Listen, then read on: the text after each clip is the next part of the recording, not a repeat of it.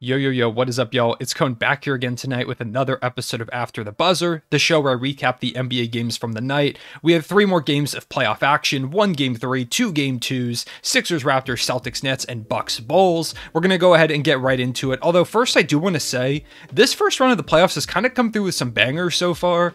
Sixers, Raptors, all 3 games have been really fun at points. Celtics, Nets has been super fun the first 2 games with the Jason Tatum game winner in Game 1. Bucks, Bulls has been surprisingly close through the first 2 games. The Pelicans took a game 2 out there against Phoenix. You had the Jazz Mavericks series, which has gone 1-1 heading back to Utah. Timberwolves Grizzlies is 1-1. Like, we've gotten so many fun games. Really, the only series with only blowouts has been Nuggets Warriors, and even that, like, you still have some fun moments with that Warriors team. So all in all, I feel like it's been a really fun first round of the playoffs. So shout out to the basketball gods for giving us some sweet basketball. But obviously, like I said, starting off with the Sixers Raptors series is what we're going to get into first. Game 3 of that tonight, heading back to Toronto. The Sixers kind of were dominant, at least late in those first 2 games. It was close kind of for a little bit. It's been really physical so far. And in this game, it kind of looked like the Raptors may be turning the tides a little bit at home. They were up by 10 at halftime. And heading into the fourth quarter, they still had a lead of 1 point, but it kind of turned around. Joel Embiid was really slow to kind of get going in this one. In that first half, he wasn't playing super well, not as aggressive. Embiid said that himself actually in the post-game interview. He said that Doc Rivers kind of got into him at halftime and was like, you need to be more aggressive. You're so much bigger than everyone out there. And credit to Nick Nurse, he was throwing a lot of different things at Joel Embiid to keep him out of rhythm, keep him out of his spots. And for the most part, it worked, except for the fact that it's Joel Embiid. And he just kind of makes things happen anyways, which is very evident in overtime with the game tied, shot clock and game clock winding down, about like a 1 second difference between the two of them. Embiid posted up on Precious Achiuwa at the 3-point line, just kind of back to the basket, waiting out some of the time, and credit to Precious Achiuwa, he poked the ball free, it rolled to about half court, Embiid picked it back up, and Doc Rivers called a timeout. So 0.9 seconds on the clock, they inbound the ball to Joel Embiid, who hits a fading away 3-pointer, like 360. It was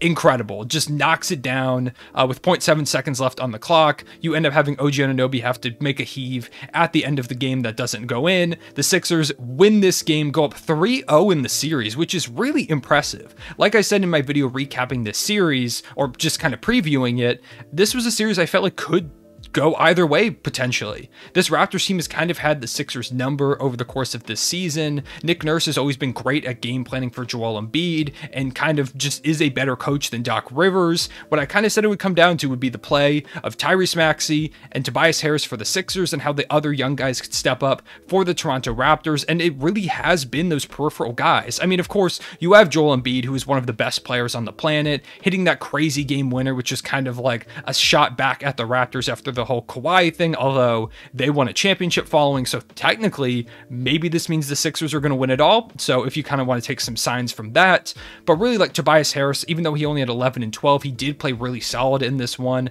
Tyrese Maxey had 19 points, but when you look over at the Raptors, like, you had of course, Scotty Barnes got hurt.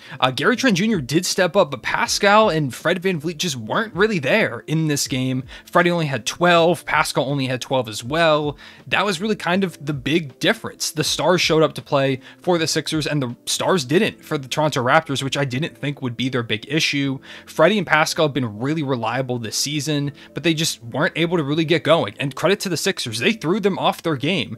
I gotta give Doc Rivers a lot of credit. He has actually done a pretty good job coaching in this series, so shout out to him, actually playing like Paul Reed at center, doing the things he really didn't do all the time in the regular season. And now the Sixers go into this Game 4 with a chance to sweep, which I thought the Sixers were going to win the series, but I thought it was going to go 7. It still could go 7 or even 5 or 6, but right now the way the Sixers are locked in, I wouldn't be surprised if this is a sweep. Scotty Barnes is supposed to be back for the next game, so that definitely could shift the momentum of the series a little bit, maybe back towards the Raptors, but all in all, the Sixers are probably going to get out of this one pretty comfortably. They just look completely locked in. In the regular season, there were a couple moments where it was like, oh, is this team really ready going into this thing? James Harden coming in pretty late in the season as a big acquisition at the trade deadline. Is there the chemistry there yet? And yeah, they look really good. Harden hasn't been scoring a lot in this series, but his playmaking has been so critical. And in that first half where Embiid really wasn't scoring the ball a ton, Harden did take over and get more aggressive, which I think is exactly what he needs to do. So while statistically he isn't quite playing the game that you might expect from him, he is doing exactly what the Sixers need for him to do for them to win these games. They're 3-0. So it doesn't matter if Harden's not scoring like 30 like he used to. His playmaking, his ability to break down the defense, a really stout defense typically in the Toronto Raptors has been super huge for the Sixers team. And right now they're on the cusp of a sweep. It's been really impressive from the Sixers, looking every bit of the part of contender, which, like I said in my playoff preview video, I do think the Sixers can win the championship. I had them going to the Eastern Conference Finals to face the Bucks, who we will talk about in a couple of games. But all in all, the Sixers are just going off. They're really locked in, and if they continue to play like this, I don't see why they can't win a championship this season. Especially with Embiid. Embiid is ridiculous. After that game, we're going to talk about Celtics versus Nets. Coming into this one, this was a pretty big must-win for the Nets. It really feels like they needed a bounce-back game. And Kevin Durant, like, starting off, he started off pretty well, and then he didn't hit a shot. Like, the entire second half. He just didn't hit any shots. There are very rare times where Kevin Durant looks human, because most of the time he looks like an alien that just looks like a human that has God's gift to basketball in terms of talent. Like, he doesn't seem human. The shots that he hits, the mobility for a guy that's 7 feet tall, it doesn't feel possible. But the Celtics made him look really human, and that's kind of been the story of the Celtics all season, has been this defense. Their defense has always been locked down, and to make Kevin Durant and Kyrie Irving struggle the way that they did, I believe they shot 26% combined. Kyrie had 10 points. After last game going crazy, KD had 27, but it took a lot of shots to get there. He shot around 25%. It really was, it is so amazing the way that the Celtics have completely flipped the script from the first half of the season to this second half. Because if at like the halfway point of this season, even without James Harden, you said that James Harden was going to be traded at the deadline and that these two teams are going to match up, you would have probably thought the Nets would sweep them, or that the Nets would win like 5 or 6 maybe.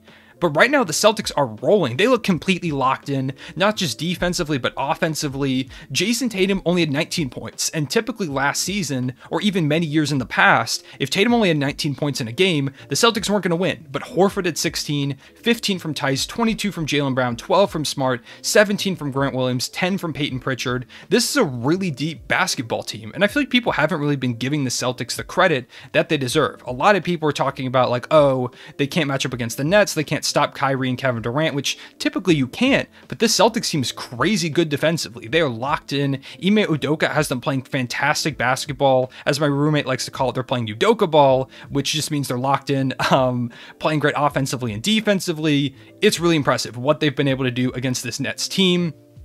I predicted the Celtics to win this series, but once again, I thought it was going to go 7, and it definitely still can. A 2-0 deficit is not at all a death sentence, especially when you have Kyrie and Kevin Durant and you're going back to your home turf. But all in all, it's just been a really great effort from the Celtics so far. They have had to grind out these wins, but it's not like the Nets are blowing them out or anything like that. The Nets really seem uncomfortable in this series, and a lot of that credit goes to the Boston Celtics, goes to Ime Udoka, and just the team that they've put together. This is not the Celtics teams of the past. They're not a pretender. They're straight up a contender that can not only win the East, but they can win the NBA Finals. And if the Nets don't figure something out quick, they're in trouble. Steve Nash had some weird coaching decisions. Like at one point in this one, the Celtics went on like a 12-2 or like a 10-0 run at one point, and there was just no timeout to be seen. Steve Nash had like 3 of them, so I don't know why he didn't use one. I guess just letting them play through it, but it really felt like they needed that moment to rest, to regroup, and he just didn't call that timeout. So that was kind of a weird decision. I haven't been super impressed with him as a coach over the course of this series, but it is only 2 games. Maybe he comes out with some big adjustments in game 3 and 4, but all in all, not super impressed up to this point. Celtics take game 2 right now, looking pretty good. And finally, with the Milwaukee Bucks versus the Chicago Bulls, Bucks winning last game in what was a really gross and like 90s-esque game with low scoring. DeMar DeRozan shot terribly in that one. All the playoff narratives were talking like, oh, DeRozan can't play in the playoffs and things like that. So in this game, DeMar DeRozan comes in and just goes absolutely nuclear. 41 points, 7 rebounds, 4 assists, and over 50% shooting. Vucevic had 24 and 13, 20 from Zach LaVine. 9 and 10 from Alex Caruso with some great defense, 10 and 9 from Patrick Williams to get the win. 114 to 110, the Bulls come into Milwaukee, coming out 1-1 in this, like, this is the best case scenario for the Bulls. Obviously, they would have liked to take that game 1, but like, if you asked Bulls fans, would you be happy with coming out of Milwaukee 1-1? They would be ecstatic, because this is a series that many people, me included, picked to be over pretty quickly. I thought this was going to be Bucks in 5, and they've only won 1 game. It definitely still can be, but the Bulls have played them really close so far. Even last game, where DeRozan was really bad, they were still pretty close. In this game, DeRozan was phenomenal. They end up coming out with the win. Giannis did have 33, 18, and 9, so they still are unable to slow him. But all in all, Jrue Holiday only had 15 points. Chris Middleton only had 18 before getting injured. He had to go back to the locker room. We haven't heard exactly what that is yet, but hopefully he's good to go for the next couple games. Brook Lopez had 25, so they really did dominate inside like a lot of people predicted in this series, but the Bulls were kind of just able to outgun them, which was super impressive from the Chicago Bulls, putting up a lot of fight. The big issue for the Bucks in this one was their bench. Only 3 points from Pat Connaughton, 3 from Grayson Allen, and 2 from Bobby Portis, who only played 6 minutes before getting a cut on his eye, I believe is what they called it. So they only got 8 bench points, which was a huge difference from what we typically see from the Bucks. I mean, they don't get like crazy bench production or anything like that, but they're a pretty deep team. And so only getting those 8 points from your bench, it's just not going to cut it, especially when DeRozan is having one of those nights like he's had this season.